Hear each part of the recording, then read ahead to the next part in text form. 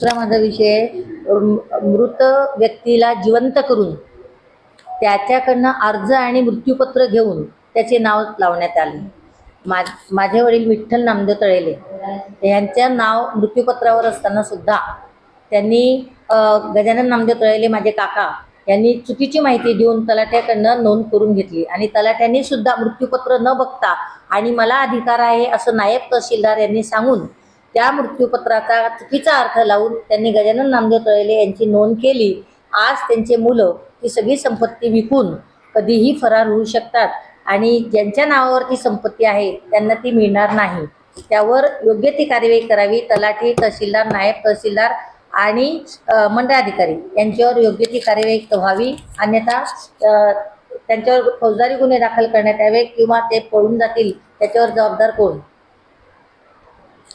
बरं, म्हणजे हे जे डॉक्युमेंट्स आहेत ज्याचा तुम्ही मृत्यू झालेल्या माणसाला पुन्हा जिवंत केलं, ह्याच्यामध्ये कोण कोण इन्व्हॉल्व होते, त्यांचं नाव काय? गजानन नामदेव तळेले आणि त्यांची मुलं.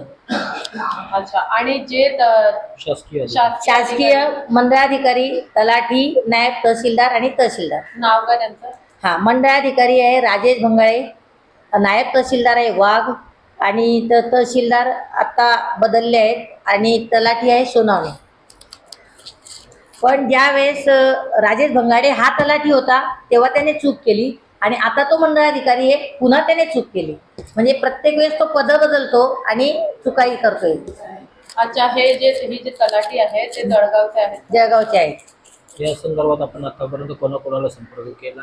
आतापर्यंत आधी मी तलाठ्याकडे अर्ज केला, त्यानंतर नायब तहसीलदाराकडे, प्रांताकडे केला, त्याच्यानंतर जिल्हाधिकाऱ्याकडे केला, मंत्रालयात केला आणि हायकोर्टात केला.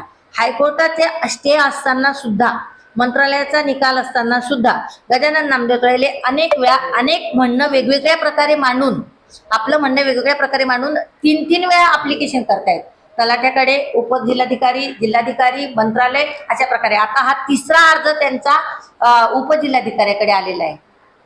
तुमची आता मागणी काय? मुळात माझी मागणी आहे मृत्यूपत्रानुसार सातबाऱ्यावर नाव लावण्यात यावे.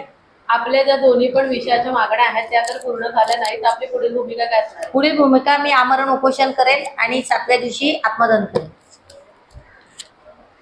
थँक्यू.